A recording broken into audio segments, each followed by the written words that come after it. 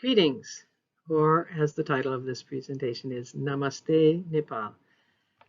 I'm Kathryn March. I'm an emerita professor at Cornell University, and this is a preparation that I prepared for the Luce Foundation Fellows of 2020. It's really ambitious in the amount of information it tries to include, and I am not very professional about this, so I hope you will put up with both the density of it and the glitches in it. I have tried to make this material somewhat more memorable, that is, able to be remembered by including in it a way of thinking about it, and that comes from some words. These words are words that are very commonly used by people describing Nepal. They're words that you'll hear in every newspaper article, every film, every book, that Nepal is a small, isolated, underdeveloped, poor, peaceful place that time forgot. And of course, this really just comes from, originally from James Hilton's book, The Lost Horizon, and the very famous movie based on that. These words, then, one by one, I hope to show the tension that they exist between the reality and the representation of Nepal. A place like Nepal is very much an imagined place. People have very strong thoughts about it. And one of the things I'd encourage you to do is to use this presentation to think about the ways that you think about other parts of the world, and particularly Nepal. The first way, of course, is the idea that Nepal is a small country. Nepal sanu desh ho is a phrase that you will hear over and over and over in Nepal. Well, is it small? Let's look first to compare it with Europe. It is bigger than both Austria and Switzerland, in fact, than both of them combined, both in terms of population and in terms of land mass. In the United States, comparing it to New York State, where I am talking to you from right now, or Tennessee, which I kind of prefer because Nepal and Tennessee are kind of the same shape, but again, Nepal is much larger. In fact, the comparison that I think is particularly telling is that with England. Nepal has about 6,000 square miles more than England, although up only about half the population of England. But no one would think of England as being small.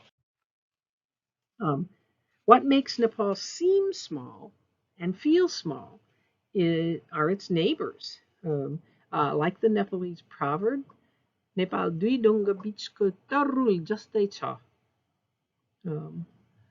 Nepal is a yam caught between two boulders, or a taro, literally, a taro tuber caught between two rocks.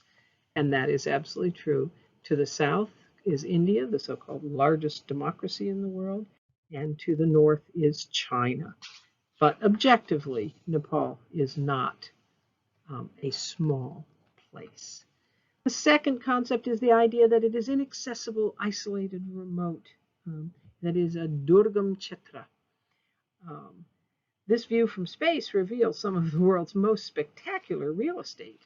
The Tibetan Plateau on the right in your image here has an average elevation of 14,800 feet, and the Gangetic Plain to the south, with the Himalayas going all up and across the middle of this image.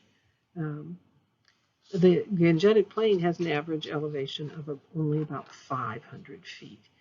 This spectacular real estate was created beginning about 40 million years ago and continuing to rise and move as much as 2.5 inches a year.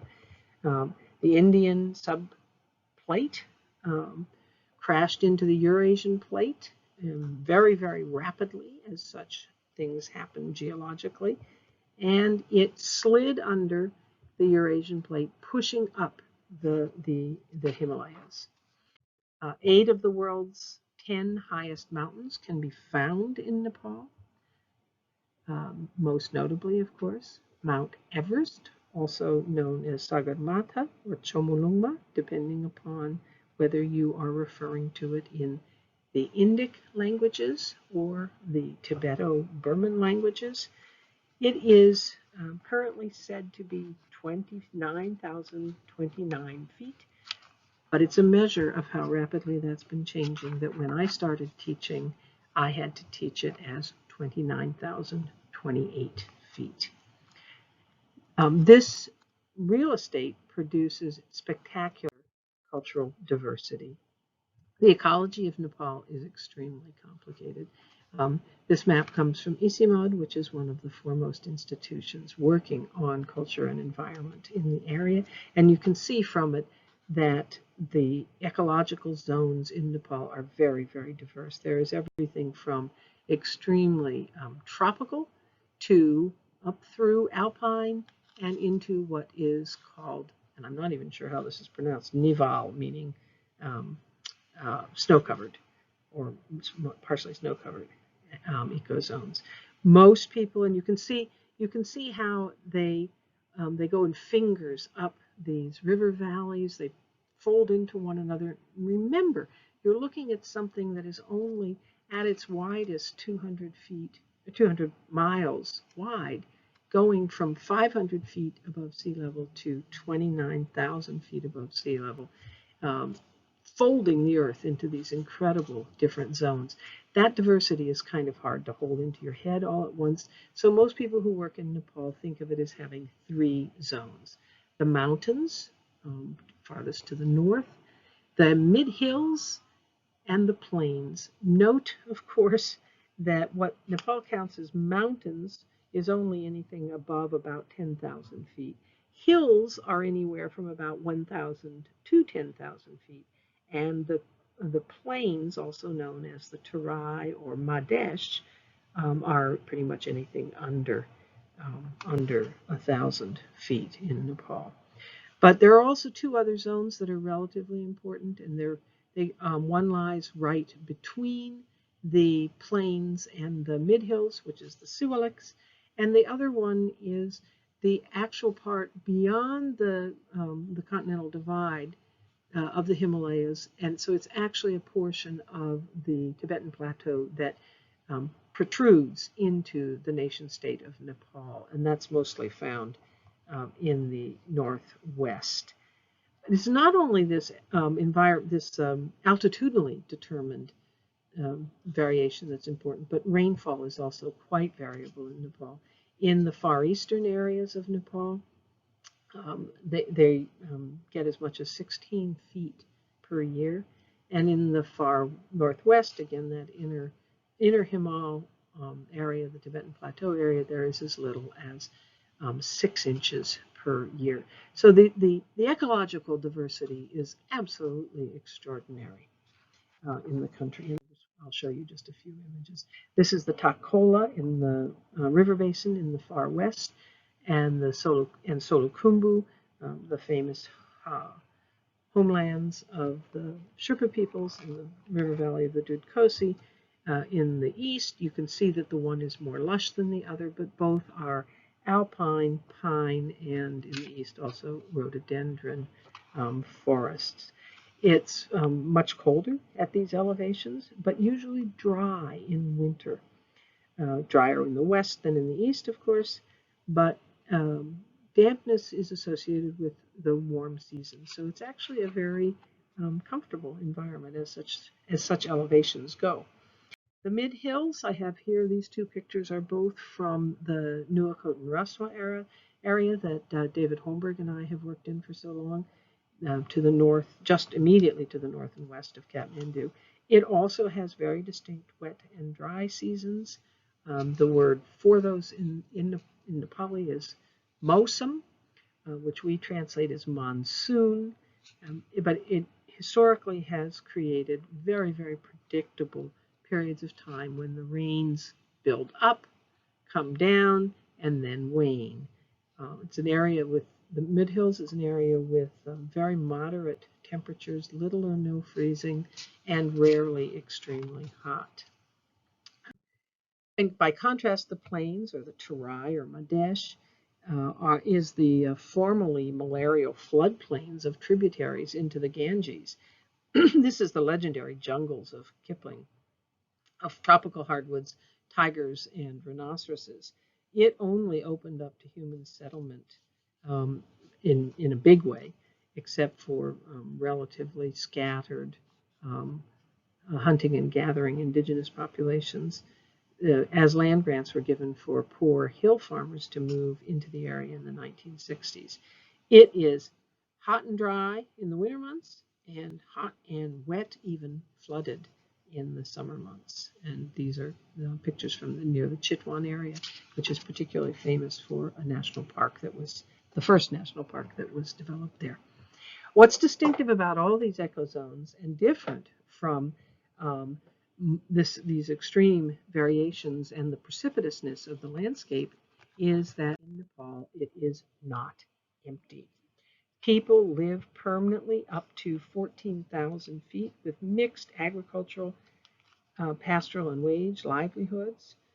Crops vary greatly. In the high altitude mountains, buckwheat, barley, potato, and wheat are cultivated. In the mid-hills, millet, maize, and where there's enough irrigation, rice. And in the plains, rice, and increasingly commercial agriculture, such as tea, flowers, fruits. Overall, as you can see by the largest picture there, Nepal has some of the most intensely human transformed landscapes imaginable. It has been inhabited continuously for over 2,500 years and has been deeply subject to the effects of that habitation. When I first began working in Nepal in the 1970s, the greatest concern of ecologists working in the area was deforestation, and they feared that the entire country would be completely deforested by the year 2000. Fortunately, and one of the great successes in Nepal has been the community forestry program, which has, along with substantial out-migration of population, has meant that much of Nepal is once again reforested. Nepal as well is not subject only to its own human-produced environmental changes, but it is increasingly subject to environmental abuses caused by fossil fuel emissions, not largely of their own making. But whatever Nepal is environmentally and ecologically, it is certainly not isolated, inaccessible, or remote. Not today, nor has it ever been. Nepal, before the advent of effective maritime and later air travel, Nepal was neither inaccessibly remote, it was not a Durgam Chhatra, nor was it your third world, timeless or ahistorically unchanging Kalapita. Some of the world's most influential trade routes went through Nepal. What we know is the Silk Road, for instance, and particularly in the routes showing on this map going from Xi'an into India and then also through to Persia. These routes linked what were then the great civilizations of the world. And if you are looking for some intensely engaging summer reading or anytime reading, the book I would heartily recommend is Peter Frankopan's 2015, The Silk Roads. It's a study of the Silk routes, but from an Asia-centric perspective, and it's quite amazing. Many of these routes went through Kathmandu, and indeed they are the reason that Kathmandu is there. It was the trade that provided livelihoods, both for locals living along the routes, who carried things, who provided lodging, who grew food, who maintained pack animals, and otherwise were induced to live in environments that are not immediately hospitable to peasant farmers because of the willingness of traders to pay very high premiums for their maintenance along the route. These routes supported long-range trade in luxury items such as silks, tapestries, spices, gold, silver, turquoise, jade, glass, but also to some of the mineral and other products that made the production of those items possible, and most notably borax. You want to have some fun, look at the history of borax. Tibet was the world's major source of borax until the 1850s, when it was found in commercially exploitable quantities in Death Valley in California. But borax is an absolutely essential industrial chemical. You got to read about it. These routes not only carried goods, but they also carried ideas, seeds, people, and of course, disease. They also spawned thousands of additional side possibilities and enterprises. At the height of the Kathmandu civilizations in around 1200 AD, so at the time of the Dark Ages, the medieval period in the U.S. or in Europe, in Europe, there were four very extensive mullah kingdoms in the Kathmandu Valley alone. Kantipur, which we know today as Kathmandu, Lalitpur, which we know today as Patan, Bhaktapur, and Kirtipur. These four city kingdoms were extraordinary at their level of development. They had their own systems of currency, they had their own languages, they had their own system of time, and indeed, they had some of the most advanced public water and septic systems in the world at the time. Remember, this is when Europe is languishing in its dark ages. Kathmandu at this point in time was a great melting pot of peoples, arts, religions, science, and technologies, where the indigenous inhabitants of the Kathmandu Valley and these mullah kingdoms, known today as the Newar people, their merchants and artisans added value to the items that went along the trade, particularly by becoming very, very skilled gold and silversmiths, bronze workers. Their jewelry and statuary are found all over Asia. They became such skilled woodworkers, in fact, that they developed the pagoda, which we mistakenly associate more primarily with China and Japan. But there are Newar names carved into the gates of the great city of Xi'an, which commemorate the skill of Newar architects who designed and helped and oversaw the construction of those city gates in Xi'an. Nepal is not only then host to incredible diversity over long history, but also to cultural diversity. The movement of peoples through the Himalayas was ongoing. There have been continuous migrations of peoples from across Asia moving through and into the Himalayas, creating what Prithvinarayan Shah, the first Gurkha Shah king of Nepal, called its flower garden, as a phrase that he used to describe the socio and cultural diversity of Nepal. Like the ecological diversity, any map that tries to represent this is almost incomprehensibly complex, because in Nepal, according to the national census, there are 125 ethnic and caste groups and 92 spoken languages. Those numbers vary depending on who you talk with as to whether or not they are, how they're combining what they're calling a dialect and what they're calling a language and what they're calling a people, as opposed to an Eastern group and a Western group of the same people. Nevertheless, the diversity, the human diversity, is every bit as extraordinary as the ecological diversity. And as with the ecological diversity, we have to have some way of sort of thinking about it, organizing it, and the typical way of organizing the cultural diversity of Nepal follows what I call the geological metaphor.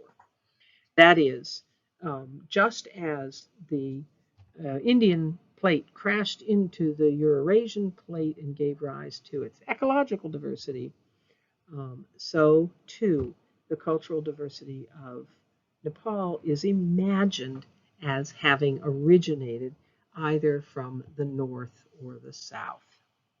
And um, coming from the north, from the Tibetan Plateau, we find people who are largely Buddhist, who speak Tibeto-Burman languages, who live in clans and largely in the hills and mountains. This is most of the ethnic communities, and they stand in quite, in this metaphor, quite stark contrast to the people who came from the southern plains of India, most of whom were Hindu originally and latterly increasingly Muslim.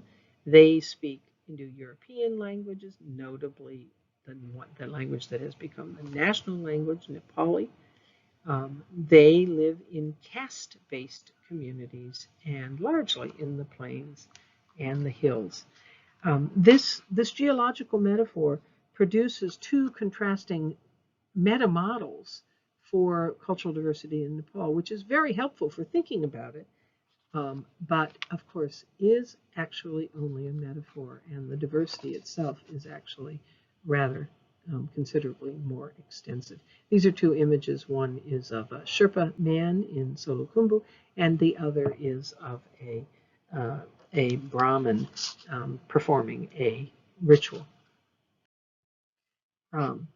When we think about identity groupings in Nepal today, that north-south model, that geological model, gets made more complex, in particular, by the addition of Madhesi in large numbers, relatively more recent immigrants into the southern border areas from Nepal. So that if we look at the census, we now see that in Nepal we have people coming from the north, so-called north, and this is most of the so-called Janajati, which means people's castes, or Adivasi, which means original inhabitants, original livers, from the north.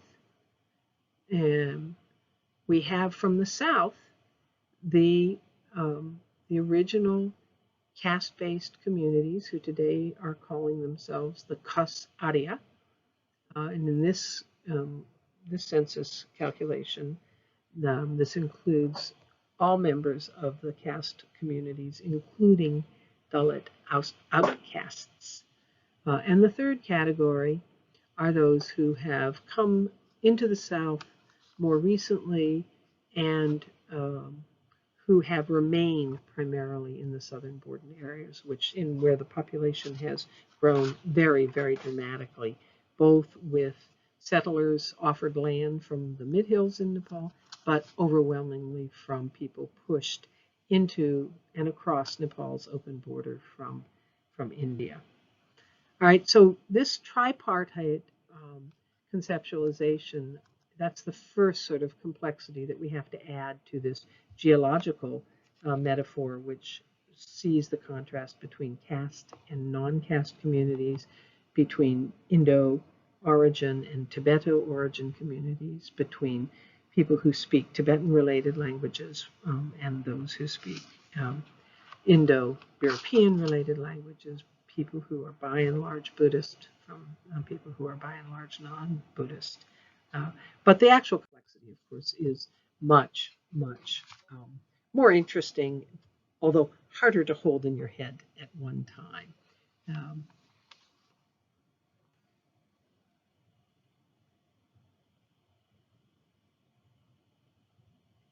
All these multiple ethnic communities have become much more active in Nepalese politics and much more visible on the social scene since the political changes of 1990, so that now there's actually quite a celebration in some quarters in Nepal of the diversity, particularly as it's manifested in things like dress. Uh, these communities don't necessarily share as much in common as that geological metaphor would suggest. Um, the thing that they really do all have in common is that they were all incorporated into a state of Nepal that was created through a national history of conquest and unification. The first king of this newly unified Nepal, Prithvinarayan Shah, was a highly ambitious ruler from the then petty hilltop kingdom of Gurkha. He called himself Khas, and he called his language Khas-Arya. Khas-Arya today is known as Nepali, and the Khas people have chosen to call themselves, for purposes of the census and the adjudication of political rights by different communities in Nepal, they've chosen to call themselves the Arya. And yes, this is the Arya of the term Aryan, as the Nazis chose to adopt it in the Second World War. Prithvinarayan Shah built upon Shah family pretensions, and here I do have to mention the Nepal Shah family has no relation to the Iranian Shah family. But they did have very strong Mughal, Rajput, North Indian pretensions. And they undertook, Prithvinarayan Shah undertook a war of conquest that began in 1644 by first conquering the regions north and west of Kathmandu, the very regions that are today among the heartlands of Tamang inhabitation. They then circled the Kathmandu Valley and conquered all of the other petty kingdoms along the route, most of them today understood as having been Tamang communities. They subjugated those peoples, they closed all the trade routes, and they put the Mullah kingdoms in the Kathmandu Valley under siege until the last of the Mullah kingdoms fell to the Gurkha troops in 1769. This history of conquest and unification is glorified in Nepali textbooks and national legends. And indeed, Prithvinarayan Shah is almost always referred to as the unifier of Nepal by those textbooks and dominant versions of history. At the same time that his military tactics and his war of conquest is reviled by indigenous activists, and he is seen as a usurper, a cheat, and a profiteer. Major policies that he set in Nepal put Nepal on a path toward, and here's your next word, toward being garib, toward poverty. We tend to understand poverty as the sort of natural result of having been small and isolated. Nepal, as I've tried to argue, is not small and was never isolated. So the origins of its poverty need to be understood a little bit better. What Prithvinarayan Shah set into place was a militaristic totalitarian monarchy that was based upon patronage, feudalism, and elite privileges that had to be renewed annually in rights of personal loyalty to the crown. One of his first acts was to ban trade with then British India. He closed Nepal borders to international relations and diplomacy, with the obvious consequences for the trading kingdoms in the Kathmandu Valley. He then instituted the original systems of corvée labor, slavery, taxation, and land rights, which spawned the structural inequalities that are still impoverishing much of the Nepal population today. At the same time, he elevated his family deity, the Talaju Durga, in the upper corner of the picture of the Gurkha homeland there.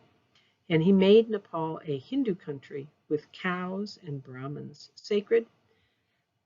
so that babicide carried stiffer penalties than homicide, and what had been the private practice of caste among the Khas-Arya came to govern public life much more widely. So the early years of Shah rule are a story of becoming Garib and Hindu in a patrimonial state. Now, a patrimonial state, in the way I'm using it here, means that the officers of the state were not a salaried civil or military service, and instead they were elite vassals, and they were rewarded for and themselves cultivated loyalty, for which they received land grants and titles and privileges. These were renewed annually at Dasai, which technically is a Hindu celebration of the victory of the goddess Durga, who was the patron divinity of the Shah family, now installed in the Talaju temple adjacent to the old palace complex. But for ordinary peasants, this was a period in which absolute despotism consolidated its authority, and it posed the highest price on those who lived closest to the center. Nepal refined the art of what is called revenue farming, that is, not providing a salaried professional or civil military service, but instead compensating them through these grants and rights that made them representatives of the crown, the state. They were able to act in the name of the crown to collect revenue, to administer justice, to preserve peace, but instead of being salaries, they were allowed to dip their hand in the stream of resources that were flowing toward the palace. That is, they would contract with the king to provide a service, collect the taxes in a particular area, run a customs house, run a court, whatever they were doing. They would contract to turn over a certain amount of revenue, a fixed amount of revenue to the king, and whatever else they were able to extract over and above that amount was their salary. Some of these grants were territorial, that is, you could be given a particular county, district, area, and then have total authority within it, not only to administer justice, but also to extract whatever you could from it. And they did. They extracted grain, fruit, trees, milk, butter, leather, animals, ice, toothpicks, all kinds of things. Often within and with the support of long-standing royal decrees that these communities had to provide those resources to the palace. But indeed, these intermediaries, these vassals, transmitted only part of what they extracted to the palace, and the rest was kept for themselves. All of these arrangements were only good for 1 year, which had to be renewed with the king at these Dasai celebrations. I think you can see what this would produce. If you were given an area, let's say, the area of some town or county, and you had 1 year to get rich off of it, the pressures to put a great deal of strain on local resources in order to extract as much as you could were very, very strong. And it produced, on the one hand, a set of elite vassals who were constantly on their toes to view opportunities to extract resources, and at the same time, incredibly loyal and sycophantic toward the king. This gave a relatively reliable stream of goods into the palaces, but it also created, and in fact it was based upon, structures of patronages and nepotism that are virtually indistinguishable from graft, profiteering, and rampant construction. From the perspective of local peasants, it subjected them to an ever-changing administrative personnel that was dedicated entirely to maximizing profits without regard to local needs, long-range planning, or development. And it was those communities who were closest physically to the capital that were squeezed the most. Integral to this ideology, conquest and dominion, is the concept of caste and the related concept of Varna. Caste as a whole, there's so much that could be said about caste. And so I'm really hitting the high points here. I'd be happy to share with you some of the other materials that I've prepared about caste in Nepal. But let's start first with the idea of caste in South Asia, and then look at the ways in which it has been modified in Nepal. In South Asia as a whole, caste is a system that creates social hierarchy that is based on purity and pollution. Okay, now, purity and pollution in the caste system is not the same thing as being clean in a secular sense. All right, they're totally different words and totally different concepts. To be pure is to be choko, to be impure is to be juto, to be clean is to be safa, and to be dirty is to be milo. Right? They're very, very different. And one case that makes that case in point very clearly is that the 5 purest substances in this hierarchy, the goras, are milk, butter, and buttermilk. Those are all pretty, not only pure, but they sound pretty clean to us as well. But also urine and manure. And cow urine is seen as a form of medicine. Most recently, it's been promoted as a possible cure for COVID-19. And manure is routinely mixed in, cow manure is routinely mixed with mud to plaster houses, ostensibly to keep dust and insects down. And this means, of course, that the caste system of hierarchy is not just a social hierarchy. It's very difficult to separate this as a system of social hierarchy from the religious tenets of Hinduism. Now, some reformist Hindu sects have tried very hard to do that, and others, like B.R. Ambedkar, who was a very prominent Dalit activist and an important framer of the Indian Constitution, who was an untouchable or Dalit, who converted to Buddhism because he could not reconcile Hinduism with caste. Well, let me say that he could not see a way of getting rid of the abusive social hierarchies of caste without getting rid of Hinduism.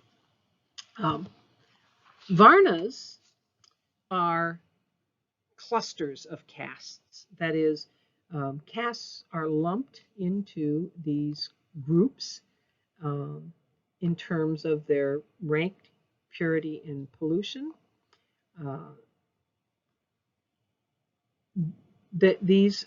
And here's where the density of caste starts becoming apparent. It's not only just the question of purity and pollution, but it's also associated with social life in important ways.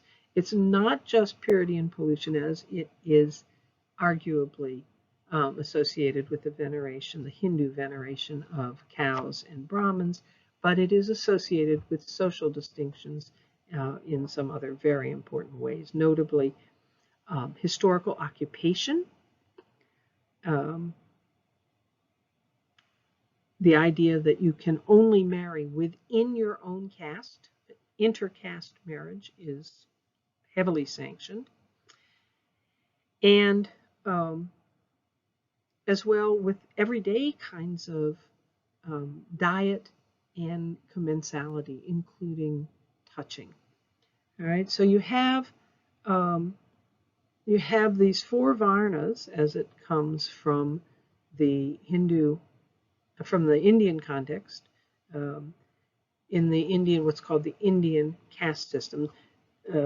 According to many sources, the word caste comes from the Portuguese word for color.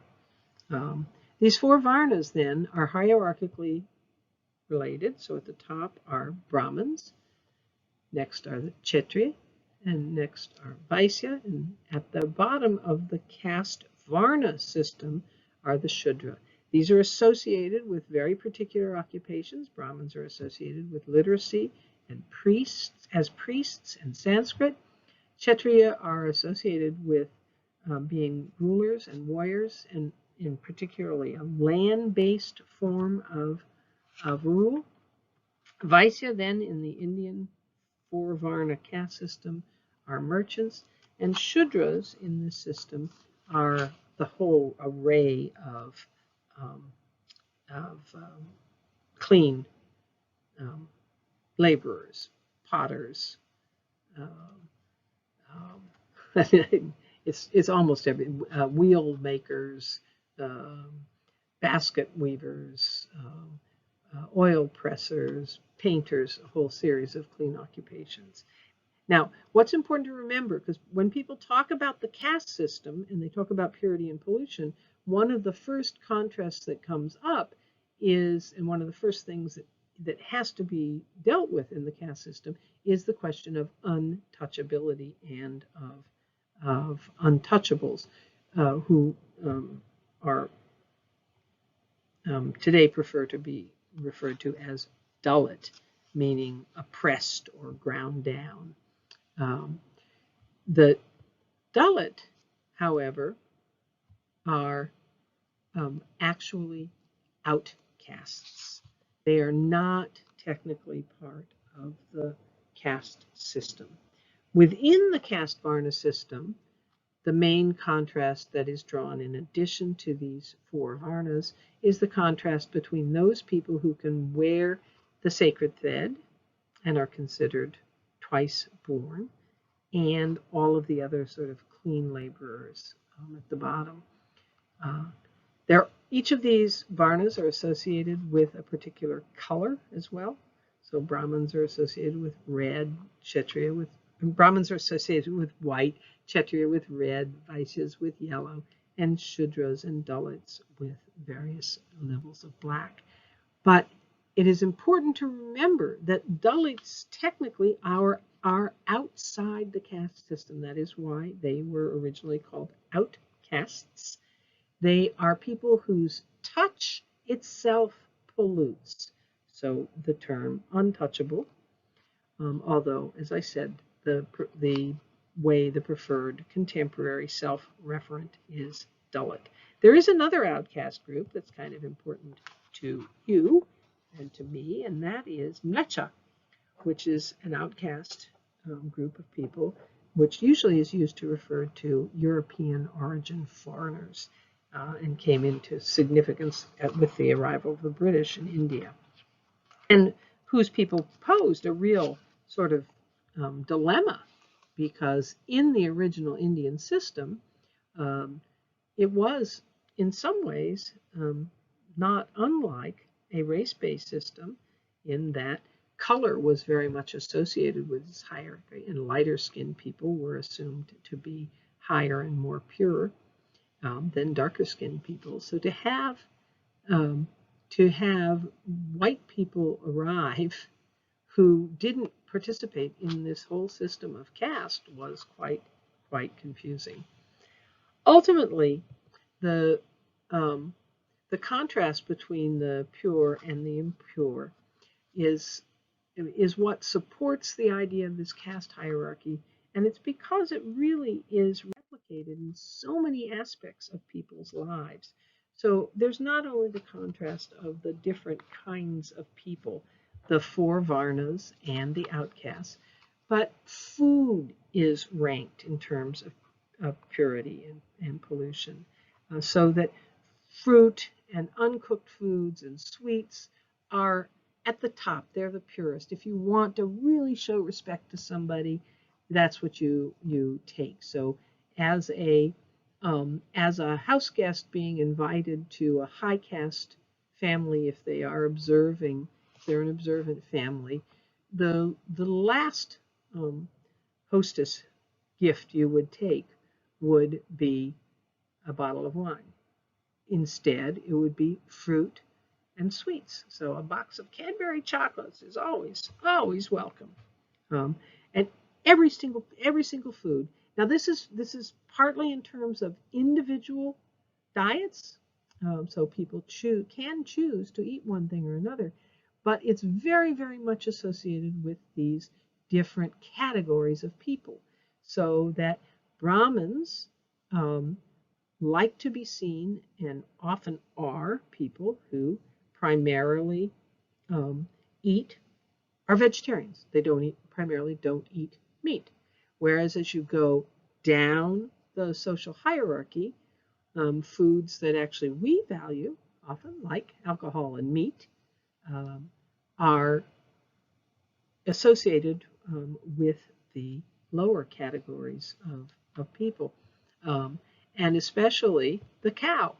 So beef is at the absolute bottom. That eating beef is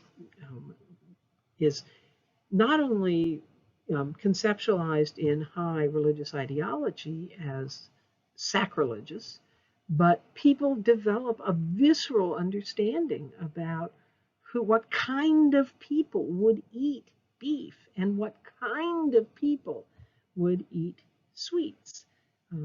That is really not just an intellectual practice, but a practice of all kinds of social interactions.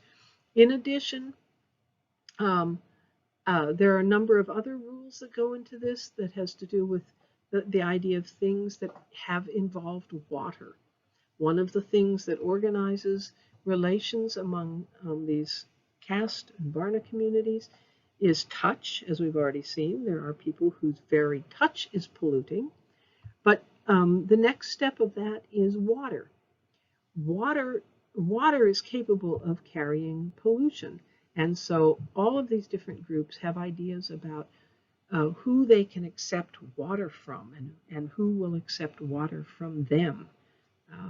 The question of whether something is cooked or not cooked also becomes very important, because it brings into play the question of who cooked it. And so if you are being a very traditional high caste person, you will not accept any cooked food that has, especially any food that's been cooked in water. You won't accept water. You certainly won't accept alcohol or pork or beef, no matter who cooks them, no matter who offers them to you.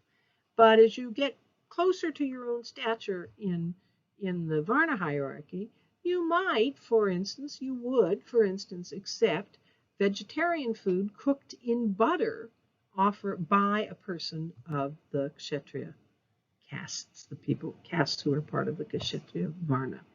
So all of your interactions, everyday's interactions, are governed by these ideas of not only what you will eat, but who you will let touch what you eat.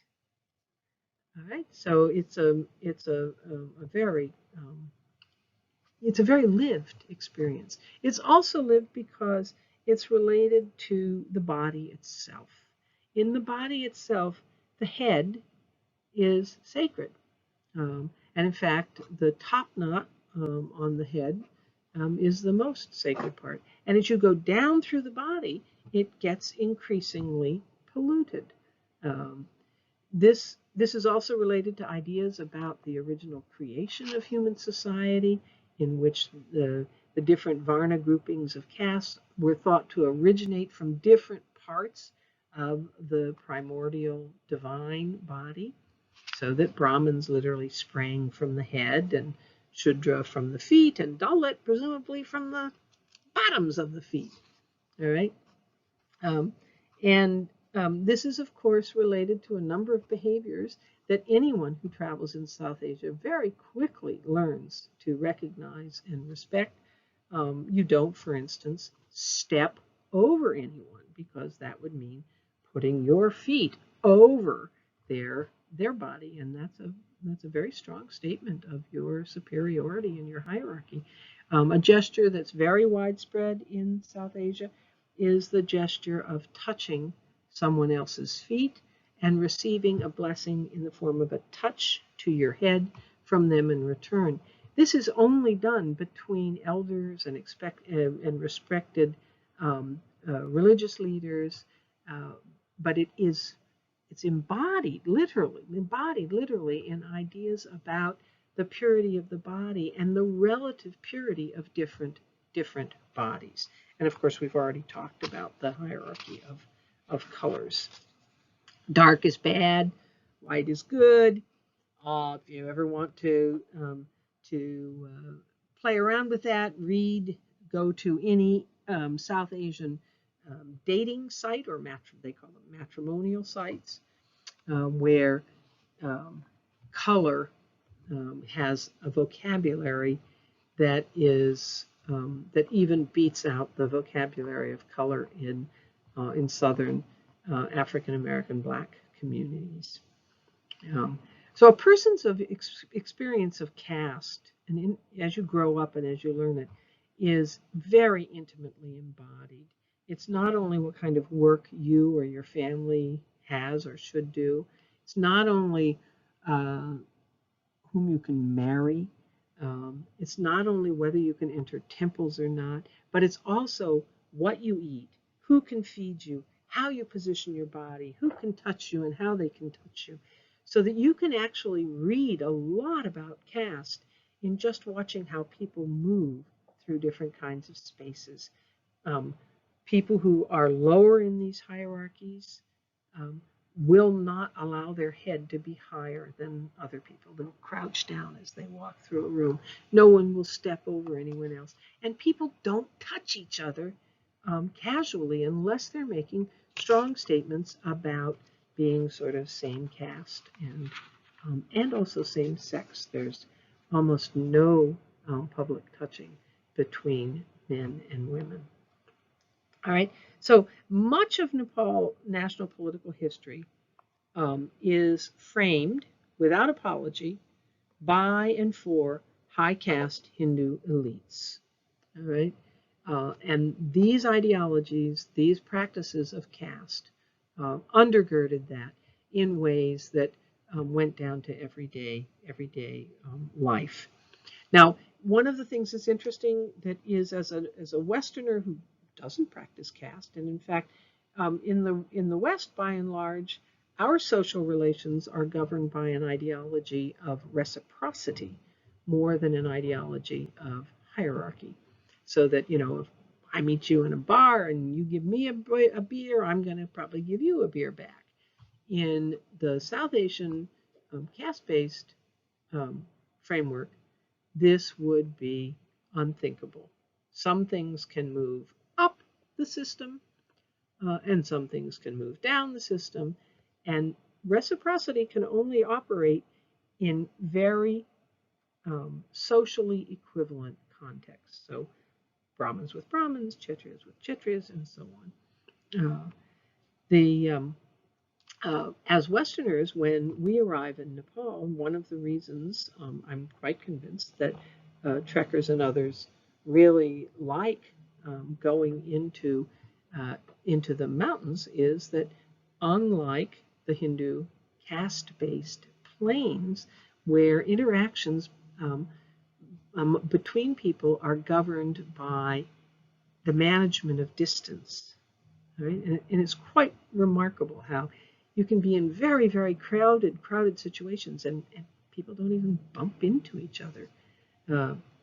But when you move into the hills, ideas of sharing food, of reciprocating beers, all of those ideas, the acceptability of touching, right? All of those things make those hill communities seem much more familiar and much more intimate and much friendlier than the Hindu high caste communities, where it's all about controlling access, controlling access to the interior of households, controlling access to touch, to food, to other kinds of things. So that understanding caste is really important, partly because I think it helps explain why so many people's experience of rural Nepal has been so refreshing in the South Asian context, because it is not primarily internally among themselves driven by these rules. On the other hand, if we are going to understand Nepal, we have to understand that these are the rules that governed state practice. And most of Nepal political history is framed from the perspective of caste. So much so that even the major political upheavals that of the 19th and 20th and now 21st centuries have seen were primarily among relatively high caste people. The first historical case in point is the overthrow of the Shah monarchy by the Rana prime ministers. About 100 years after Prithvinarayan Shah created his militaristic divine right monarchy, in 1846, the then Prime Minister, Jung Bahadur Rana, overthrew and sort of put under house arrest the Shah kings and established the Ranas as the de facto and hereditary rulers of Nepal. They ruled the country from 1846 to 1950, during which time all of the social, economic, political, and religious inequality in the country intensified.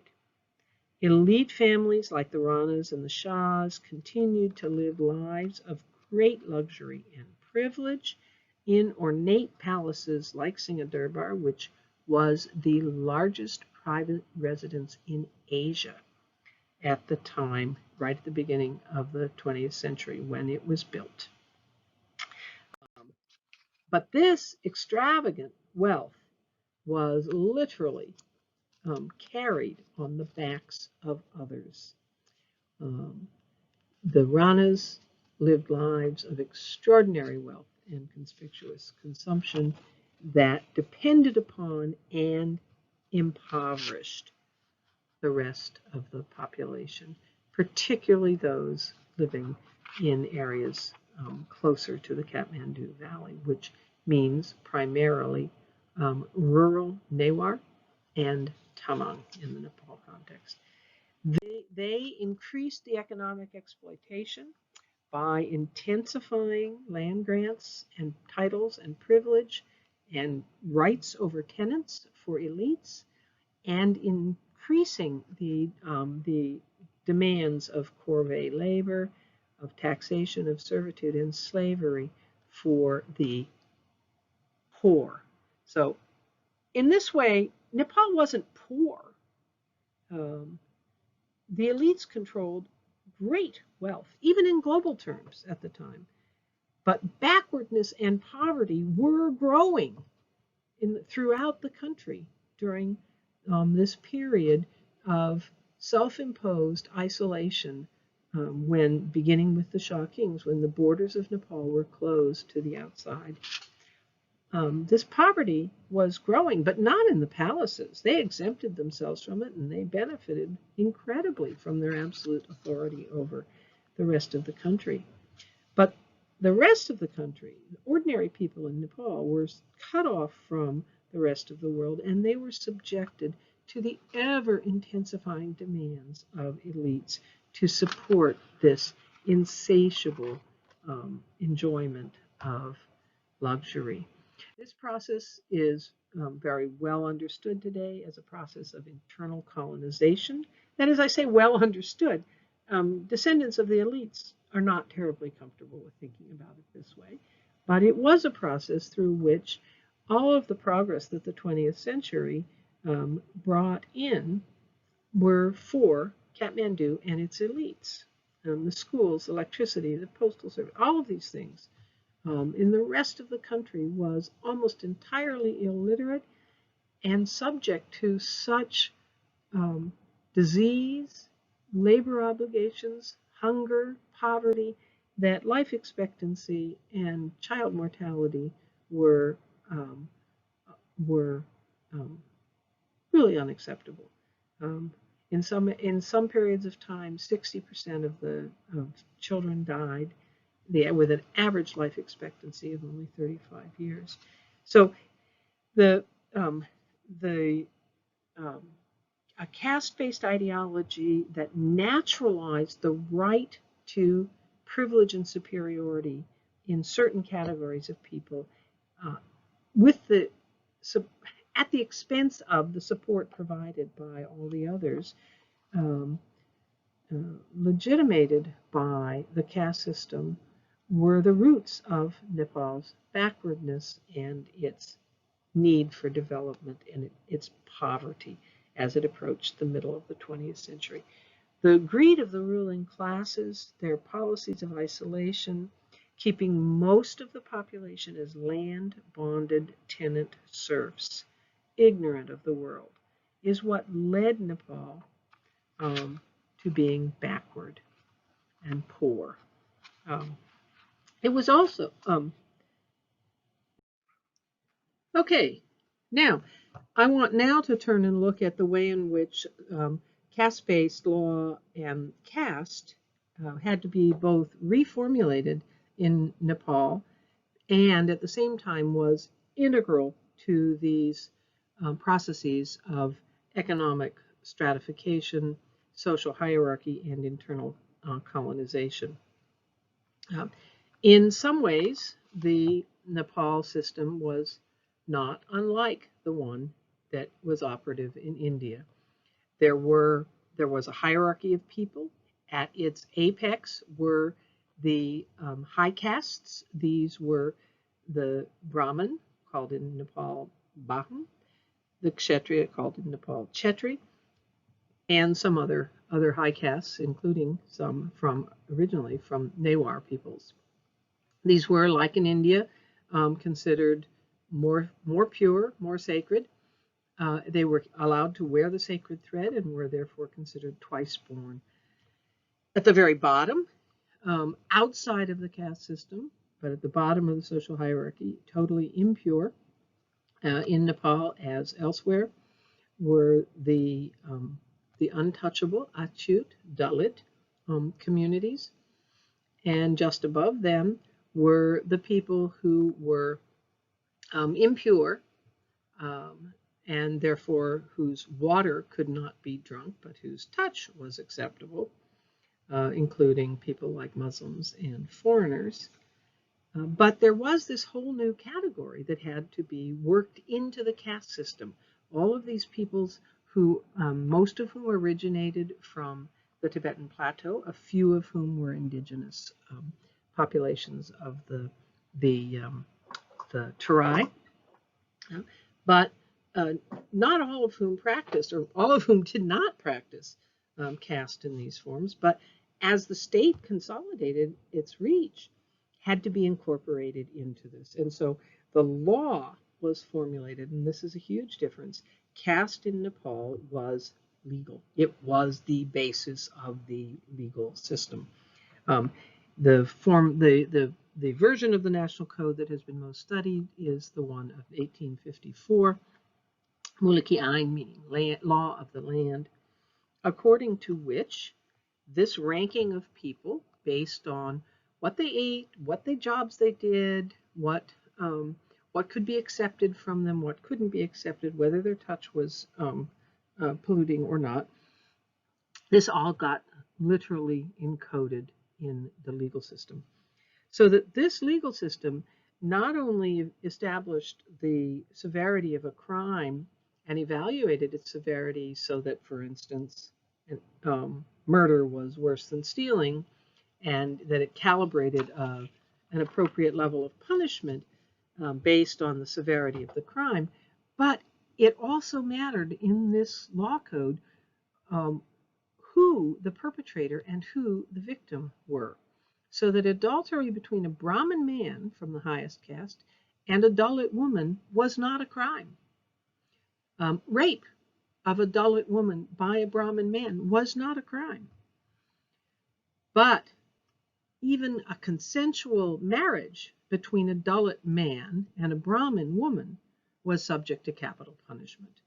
And I think this is most painfully and very recently aware in Nepal, where 5 Dalit in Rukum were murdered because of their involvement in an intercaste love marriage elopement. Although their murder, of course, in the contemporary context in Nepal, where caste is no longer legal, their murder was extrajudicial. Nevertheless, the sentiments are still strong enough that these 5 young people lost their lives. Under Shah Rana laws, like the Muluk Ain of 1854, caste was legal. No Brahmin could be put to death for any crime, no matter what it was. And we see a little footnote here. We see ramifications of this in the emergence of party politics in Nepal and the effort to establish the first democratic experiment in 1950, when the first effort to overthrow the Ranas was not successful, and all of the leaders of it were found guilty. Those who were not Brahmin were executed very publicly in the country, and those who were Brahmin became living martyrs, unlike the true martyrs who were executed. The living martyrs had to flee the country, and they then came back in the second attempt to overthrow the Ranas, which was successful. And now today, some of them, many of those are now dead, but they became the leaders of all of the political parties in Nepal, which again is interesting that all of the political parties would have Brahmin leadership regardless of their ideological commitments. Similarly, in this caste-based law, no member of the royal family could be tried for any crime of any sort. They were literally above the law. So caste in Nepal and in Nepali, and some of this again it shares with caste more widely in South Asia, and some of it is distinctive. The term for caste in Nepal is jat or jati, which means species or kind, as in a bird species or a zebra species. And the parallels, I think, for any of you who learned about biological speciation are quite informative. Diet, all right, different species have different diets. Different species occupy different ecological niches. In the case of human beings, this is occupation. Species are very importantly determined by whether they can reproduce effectively. And in the caste system, they cannot marry. They cannot, in fact, reproduce very successfully, because even in the case of an individual couple who elope and constitute an intercaste marriage, their children are going to have a real hard time finding any partners except from other children from similar intercaste marriages. Caste itself is a powerfully collective undertaking. It's not that it's completely unchanging.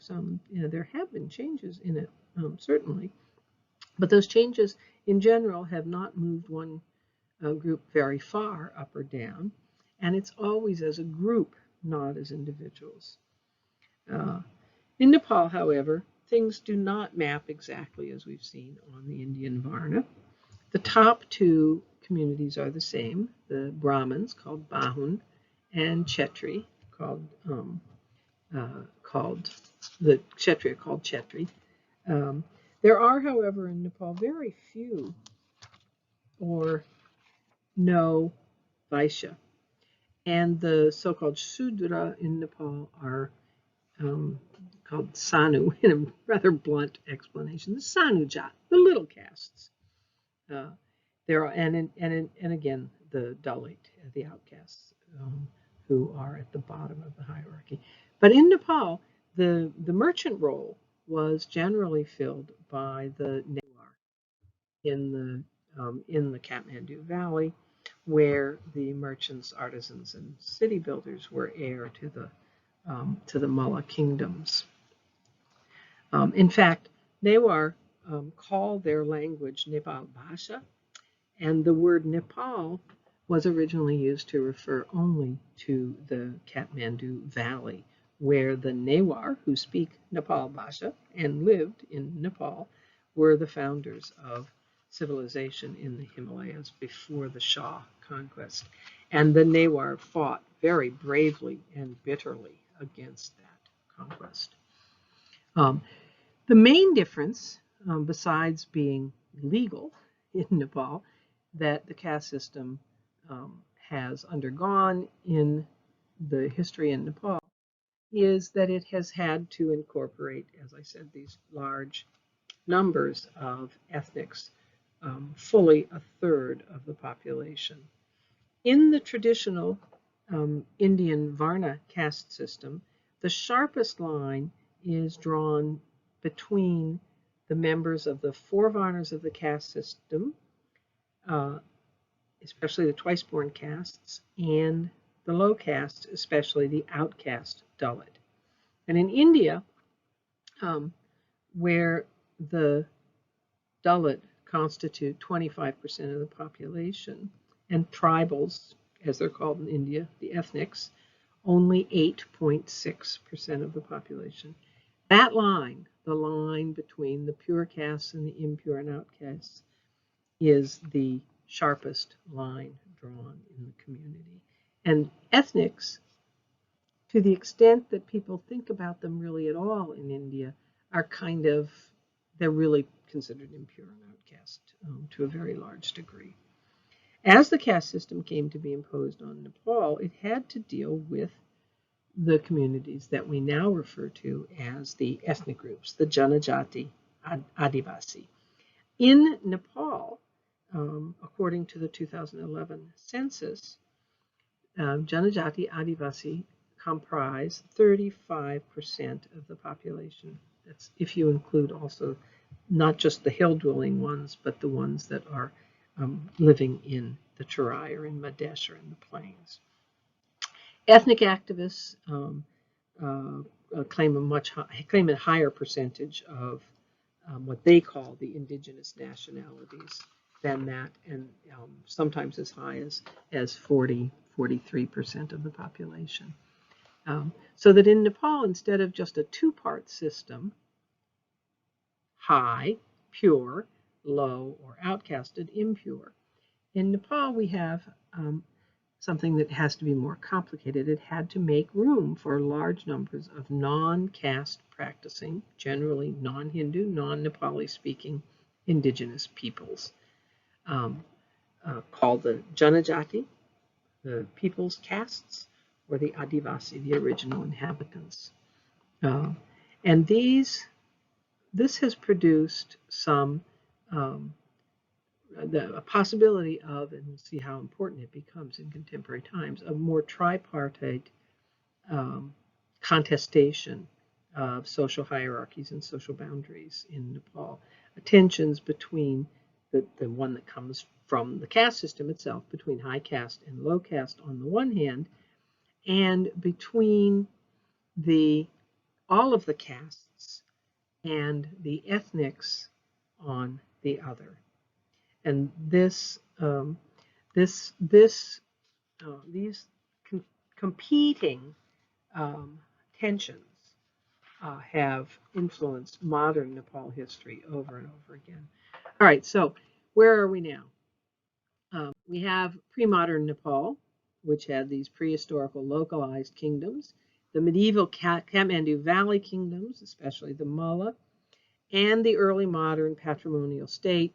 The Shah, there's their flag, and the Rana, there's their flag, and together they make the Nepalese national flag from over pretty predictable periods of time. For those of you who are trying to think about it, if you start around 1750, you can do it in nice 100-year increments, 100 years of Shah rule, 100 years of Rana rule, and then now since 1950, various experiments with democracy.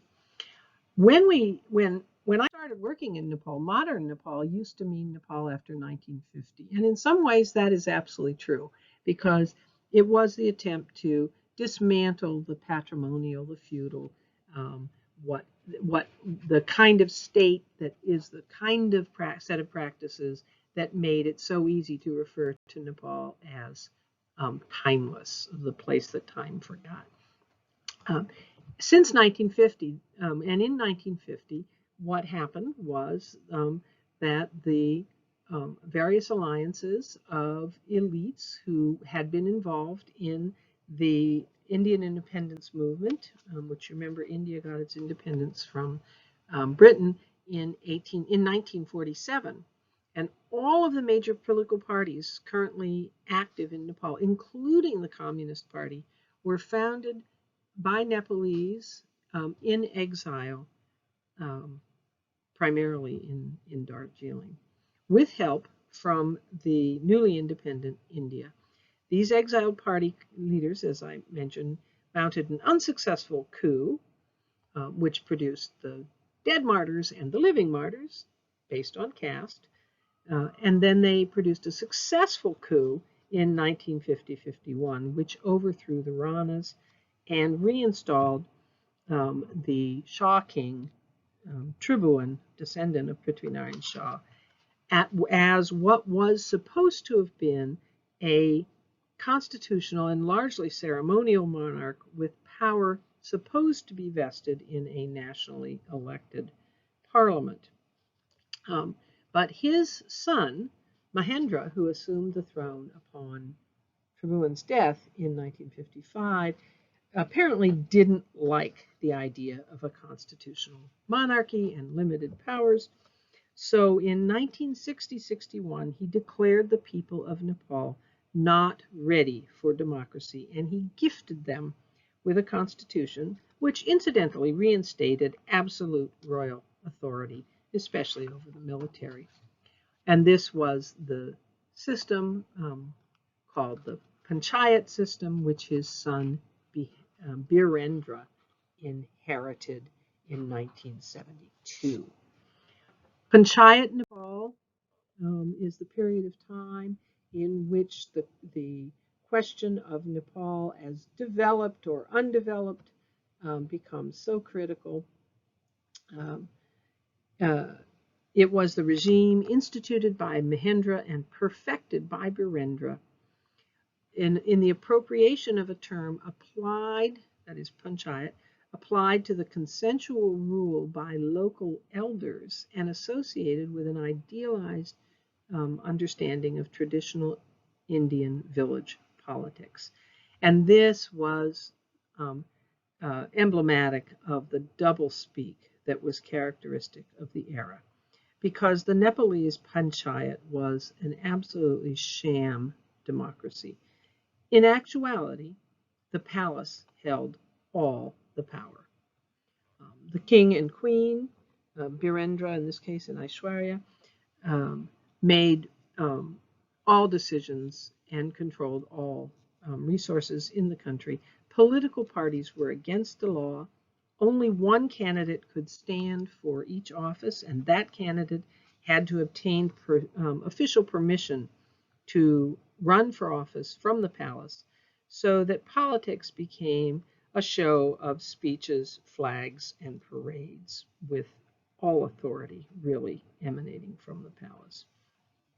Although this was the moment at the same time when the Shah Rana imposed self-isolation of the country ended and Nepal supposedly opened up to the outside world to become a global darling, as in your next word, Shanti, the peaceful Himalayan kingdom and Shangri-La on earth. The world rushed into Nepal's embrace, establishing embassies and consulates right, left, and center. Before 1951, only Britain had had a diplomatic mission in Nepal, and then after 1947, what had been the British mission in Nepal was literally split into the Indian and the British missions there. This rush to become involved in Nepal was undoubtedly in part related to its very particular position between China and India and the Cold War, which made Europeans and America very, very concerned about whether Nepal and then possibly India, instead of being the largest democracy in the world, might indeed go communist the way Russia and China had. All of these missions poured large sums into development aid.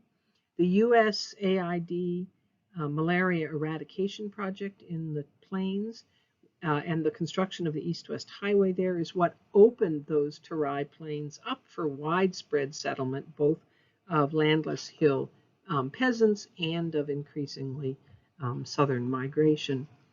Bikas, development, that was the word. Everything had to relate to Bikas. Bikas was the total goal and ideal for everyone. And elites and royals profited greatly. A new palace for the royal family was built at Narayanhiti, and a somewhat emerging middle professional class got educated in jobs in embassies and development missions. But this was all an edifice built upon unspoken repression and inequality. In fact, Nepal's peaceful Shangri-La was a totalitarian, militaristic, divine right monarchy. There was no freedom of speech, no freedom of the press, no freedom of assembly, no freedom of movement, either internally or internationally. People could be arrested without explanation or warning, with no rights to a speedy or fair trial. And there was also no freedom of religion or either human or political rights. All of this was going on at the same time everyone was talking about development and progress. It was an extremely dissonant moment. And in many ways, it was the perfect storm. Kathmandu-based elites now expanded to include this modest professional class of people not born in the palaces, but for the most part just outside the palace walls, sharing deep cultural, linguistic, religious, and even familial ties with the royal families.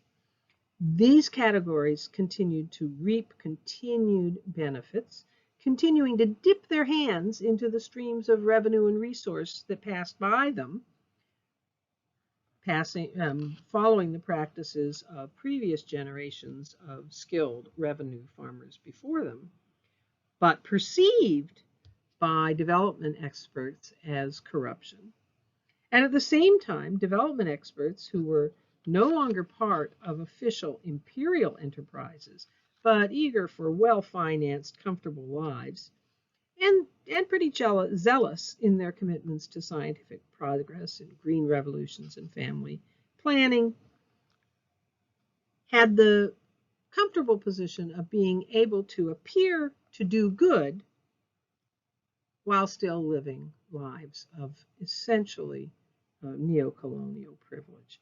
And they turned blind eyes both to government so-called corruption and to the near universal failure of local projects. Very little of the development money and aid reached the villages. All right, so now let's keep thinking about modern Nepal in a thumbnail as well. There are on the one hand a whole series of what we might call physical or natural things going on in Nepal. What I want to try to do, and again, I don't want to belabor my geological metaphor, but the complexity of Nepal's recent history has to be organized around the major fractures and zones of friction that its challenges have unearthed. So let me talk about the physical zones of fracture, rupture, and change first. The earthquakes. Okay, it's relatively easy to talk about earthquakes, and it's. I have to note here that no seismologist thinks that the 2015 quakes resolved the significant tension in the fault lines that go through Nepal. So it's particularly important to note that although the physical damage from the quakes was extensive, the impact was far from universal or even. Not surprisingly, although somehow we always seem to be surprised. Instead, it harmed the most vulnerable the most. Those who were socially excluded, marginalized, or poor were most affected by the earthquakes themselves because they were living in substandard houses on fragile lands, on more fragile lands, with fewer resources to respond.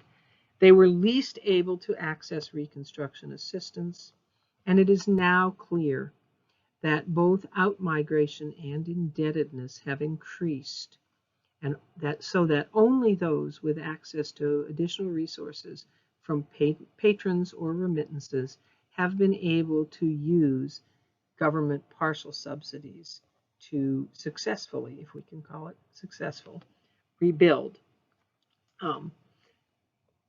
So earthquakes. There's also been continued physical pressure resulting from the scarcity of agricultural land and the fundamental non-viability of Himalayan subsistence farming. As I said in the very beginning, one of the main reasons that people settled in the Himalayan areas, which are not particularly suited to agriculture, was because of the trade routes that went through there. And that the question of the viability of these subsistence farms going into the future is a very real question. Some of this is a global story. Demographic transitions, market competitions, rising costs of land, and the changing value of children have caused the decline of family farms worldwide. And climate change has, in the Himalayas, not only raised temperatures, but it's caused profound changes in glacial water runoff, river flows, and the reliability of springs, as well as changing the overall predictability of the monsoon alternation between rainy and dry, causing catastrophic excesses and flooding during rainy periods, like right now in Nepal, but increasing water scarcity overall. So that some of the increased non-viability of Himalayan subsistence farming stems from the local impacts of long-range and global history. Some of the family farms that were profitable when children stayed at home and worked on them, and there was surplus land to accommodate them as they became adults with families of their own, when traders needed food and shelter and would pay handsomely for it, when people needed nothing that they couldn't produce, or even later when tourists arrived and would pay even more handsomely. That profitability ceases to be possible if any of these conditions changed, and all of them have. Since the 1970s, when I began to work in Nepal, the greatest fear was deforestation. Fortunately, the community forestry and stopping Shah Rana governmental plunder makes Nepal a reforestation success story. And even though people, for the most part, have enthusiastically embraced birth control, in the 1970s and through today, there was absolutely not enough land to feed 20% of the population in the community where David Holmberg and I worked, and this is actually pretty representative of much of the mid-hills. At the same time that people began to want and deserve better education and health care.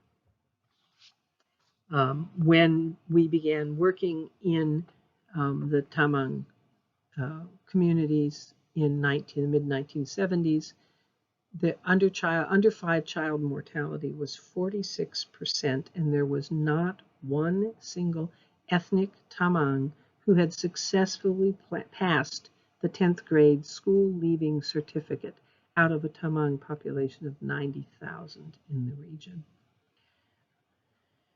Some of this pressure on land, okay, so you got the pressure of the earthquakes, you got pressure on land. Some of this pressure was relieved in the 60s by migration to the Terai Hills in the resettlement plans. But most of it has been resolved by wage outmigration. There were early trickles, not from this community, but from others into the British Gurkhas, and even in the community where we worked into the Indian and Nepalese army. But most importantly, beginning in the late 1980s, increasing numbers of marginal peoples from Nepal have begun to go all over the world, but especially into the Gulf states and Southeast Asia. It's virtually impossible to figure out what percentage of the national economy comes from remittances, because it's unclear what percentage goes through official and hence measurable channels, but through those official and measurable channels, up to a third of Nepal's economy is based on those remittances. Most anthropologists who work in Nepal think that it's a considerably higher percentage than that because of all the money that comes in not through official channels. And concomitantly, in those same areas in Nepal, about a third of the adult male working population no longer lives to work in their traditional communities, but has migrated out for wage labor. So overall, the great question that we have in thinking about Nepal's poverty is how much of it is produced by natural forces, by geology, by environmental degradation and climate change, by population growth, although maybe those, we probably need to understand those as not entirely natural, and how much of it is by human mismanagement. And here I'm speaking to focus attention particularly on wealth inequality, not just poverty, and the question of the historical plundering of Nepal's resources to benefit the few at the expense of the many. So my modern history thumbnail, there's these natural things that have happened, but there's also these political things. And again, trying to summarize a lot of things fairly through in a way that might make it easy for you to remember it. The overthrow of the Ranas in 1950 is the first democratic experiment,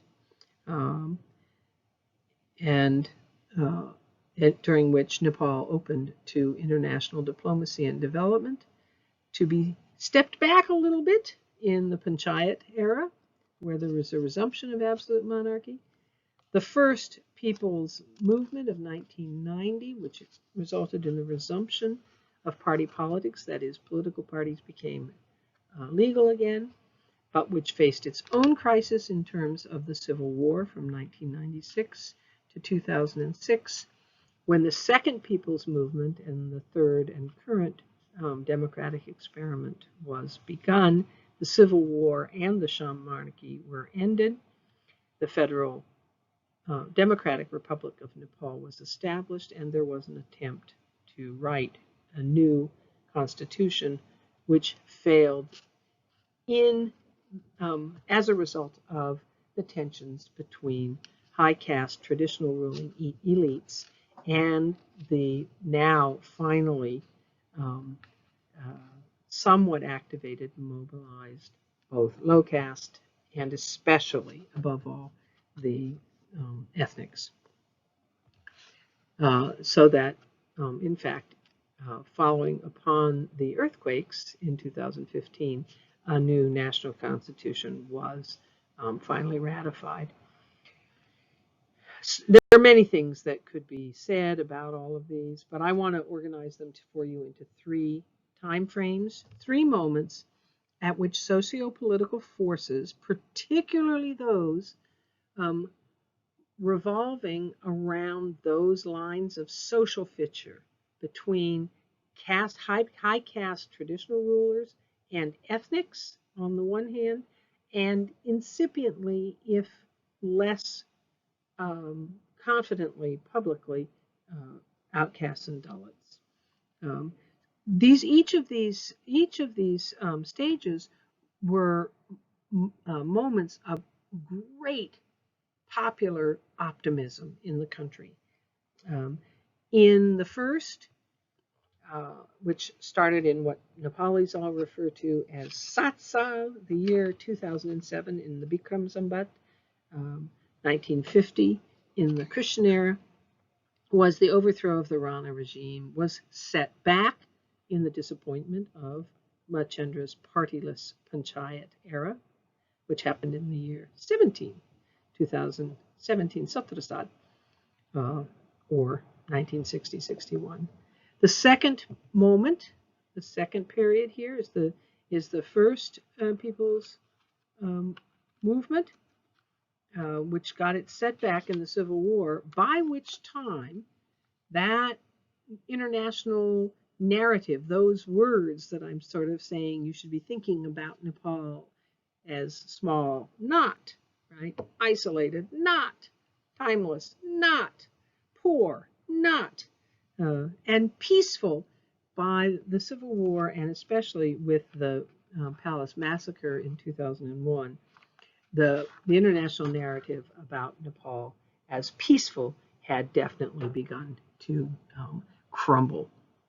And the third time moment is the end of the Civil War and a third recommitment on the part of Nepal to democratic governance.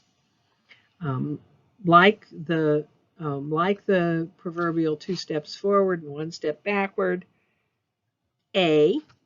opened Nepal up to the outside and introduced ideas of representative government, but it was still only to a very few. Only not just inside the palace, but those, as I like to say, who were just outside the palace walls, but very similar in culture, language, history, and aspirations, as well as religion. B, won significant human and political rights for the people of Nepal, and it limited royal powers, but the elite objective of establishing multi-party politics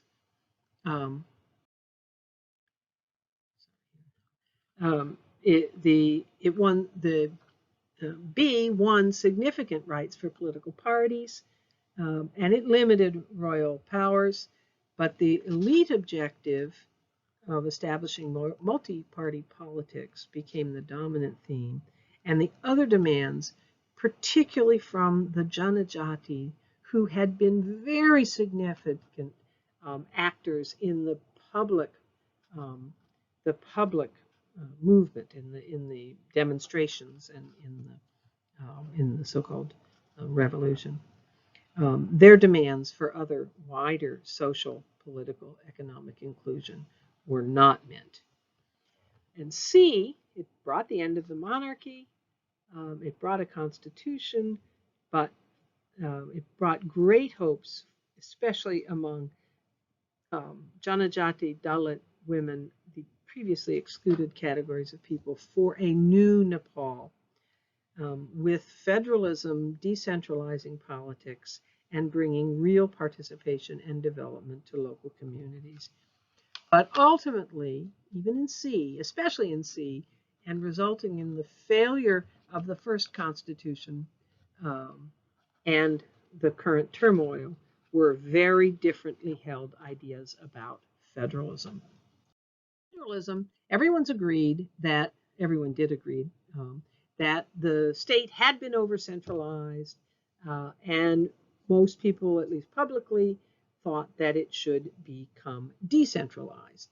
And federalism meant, in the Nepal context, that the district lines, there were previously 75 districts that had been drawn up in the era of Bikas, of development, organized into a number of development zones, that these should be redrawn, that the 75 districts, roughly sort of county size, should be combined into between 7 and 14 larger units with considerably more local autonomy and authority, and that they should therefore be able to make government more locally responsive instead of this centralized idea that Nepal really only meant the Kathmandu Valley, where all those arrows are pointing to, and that it should be more diverse geographically, linguistically, socially, culturally, and religiously. But here is where the fissures in the society become really apparent again. What federalism meant to Janajatis in particular was beyond those general ideas of decentralization. They understood federalism to mean that that opportunities would be created to redress the exclusionary discrimination of the past. That by giving more power to more regional areas, there'd be more opportunities for local, otherwise excluded from the centrist state, people to find space in the political arena. They also understood it as a public recognition of the different ethnic populations that comprised Prithviraj Shah's original flower garden of people. And so they not only wanted federalism, they wanted ethnically based federalism. That is, they wanted each of these different proposed provinces in particular to be named for the dominant ethnic community in those provinces. And they saw this as really realizing what they understood to have been the original vision of Nepal, where its diversity would be celebrated and recognized. Now, I have to say that this is not a shared opinion. The traditional elites and their linguistic, cultural, and religious allies did not want ethnic-based federalism. They have even blocked the decision about names. And even though in the proposals for the numbers of provinces and the boundaries, even though they maintained a demographic plurality in virtually all the provinces, even in the most ethnically defined proposals for restructuring the geography of the state, they have started calling themselves Khas-Arya, claiming themselves as indigenous heirs to the country, and bemoan the practice of ethnic-based federalism as a process of desh-tukrone, cutting the country into pieces. The Khas-Arya of today in Nepal's return to a somewhat more conservative, and this is the one step backwards of the most recent democratic period, they have really begun to echo some of the phrases from the Panchayat era school books. This is in the Panchayat era school books, school children were required to reading assignments and other kinds of things all reinforce this idea that Nepal was, as this cartoon says, one language, one national costume. Eote bhasha eote best. And this cartoon is particularly appropriate because in this cartoon, the teacher with Khas-Arya stereotypic features and national dress is repeating what was a school book multiply um, taught proverb, adage, Eote Basha, Eote Besh. We are all Nepali, one language, one dress. But the children, wearing school uniforms with decidedly ethnic stereotypic features, are definitely puzzled about what this unity meant.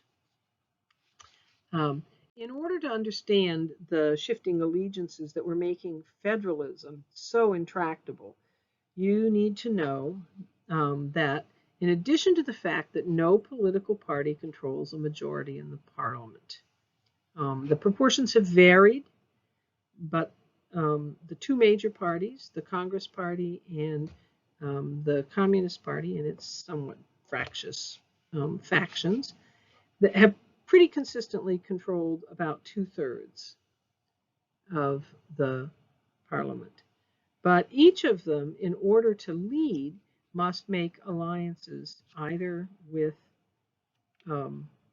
other communist parties or with other much smaller parties. So um, the possibility for any one party to define politics, and of course I don't think this is necessarily a bad thing, but at the same time that party politics have these sort of three major parties, none of which has enough of a majority to rule without building other alliances. You also have to understand that the alliances are fluid among the peoples of Nepal as well. So that, and it also is kind of a 1/3, 1/3, 1/3. It's a tripartite structure.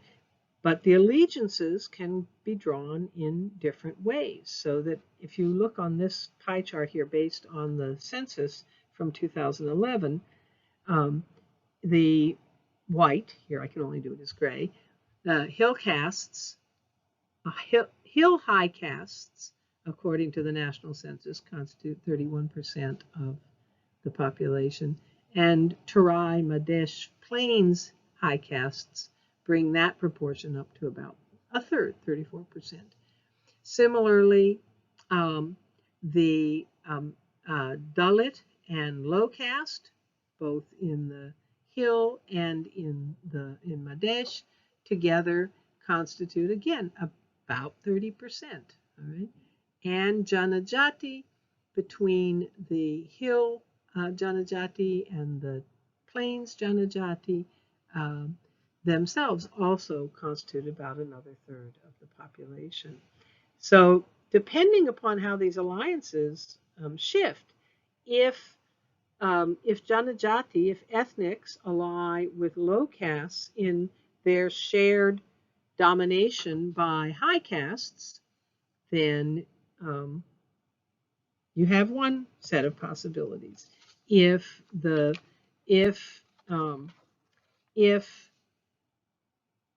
low castes ally with high castes as members of caste society in opposition to ethnic societies, you have quite another possibility. So in addition, if and to the extent that people identify territorially, you can have again another one. So let me just play that out. If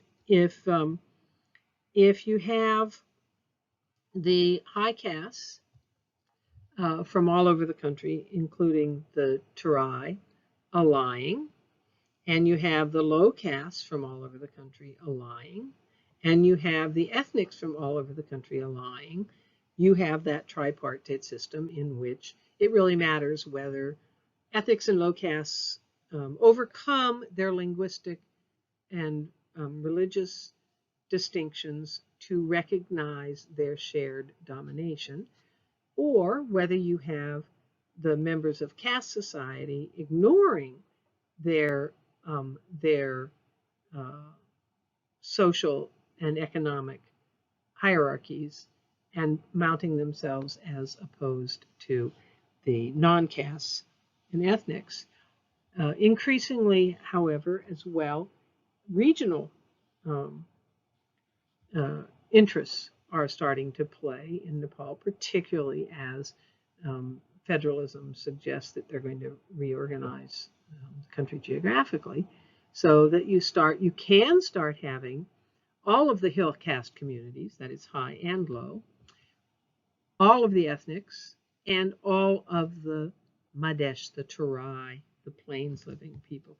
Still tripartite construction, but again, the allegiances, which are very fluid, create these different ways that can play out. And if you're not dizzy yet, you can see them all here in terms of which way 8 to 10% of the population decides to realign itself. But you should also see that it never gives any one viewpoint an absolute clear majority. So I want to conclude. There have been huge changes in Nepal. They've been very, very important. Over my lifetime, Nepal has gone from being an absolute divine right, militaristic, totalitarian monarchy to being one of the most ambitious democratic experiments that the planet has seen. And some of the kinds of reforms that have been proposed have been absolutely spectacular in terms of electoral process, in terms of representation in parliament, in terms of legal reform. The proposed changes to this otherwise very inequitable system are extraordinary. And I want to leave you with this final mnemonic, really, for thinking of that. And this is the contrast between the old national anthem. The old national anthem. Where's my cursor here? Cursor, come here, cursor. The old national anthem, there it is. The old national anthem, which the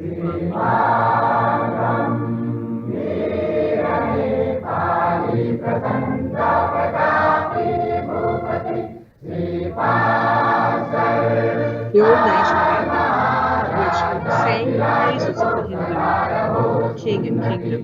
I like my translation. Mr. Owen Farquhar's fierce crowned king, may the glory of Mr. 5 over great king keep on increasing forever. Let him be a long-lived person and please assure him, waiting to let the subject spread everywhere with everlasting love from Nepalese one and all. It's a little different from the official one, but the sentiment is the same. And to contrast this with the new national anthem, or that old national anthem was replaced in 2007, following on the second popular movements, the second Jan Andolan, and they ran a national competition in which people were invited to submit a poem. Nepalese people love to write poetry. Everybody is a poet. It's amazing. Be sure to write a few poems while you're there. There's a national competition to pick a poem, and then subsequently it was put to music. There was a bit of a scandal because the poem that was selected, this one that is here, almost got withdrawn when it turned out that it had been composed by an ethnic, by a Rai, which again, the tension between how fast are we going to change, how much are we going to change, and in particularly, how much are we going to give up this high caste hegemony in the country, almost undid the process to develop a new national anthem. But I want you to listen to this and Sayuthunga fulka हामी एउटै माला नेपाली सार्वभौमै फैलिएका Mechi Mahakali Sayuthunga fulka हामी एउटै माला नेपाली नेपाली सार्वभौमै फैलिएका मेची महाकाली प्रकृतिका कोटि कोटि सम्पदाको आचला वीरहरूका राजधानी स्वतन्त्र अचल ज्ञान भूमि शान्ति भूमि तराई पहाड हिमाल अखण्ड यो प्यारो हाम्रो मातृभूमि नेपाल बहुजाति भाषा धर्म संस्कृति छ विशाल अग्रगामी राष्ट्र हाम्रो जय जय Nepal.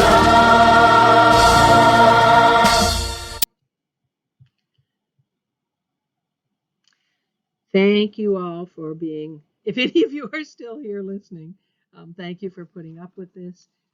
Again, I apologize for having tried to be so ambitious in what I wanted to share with you, but it is really an extraordinary story, and many of the things that people love and hate about Nepal can be better understood in that context. I hope that all of you have a chance at some point to visit Nepal, and I hope you'll stay in touch with me and let me know what you discover there. Thank you very much.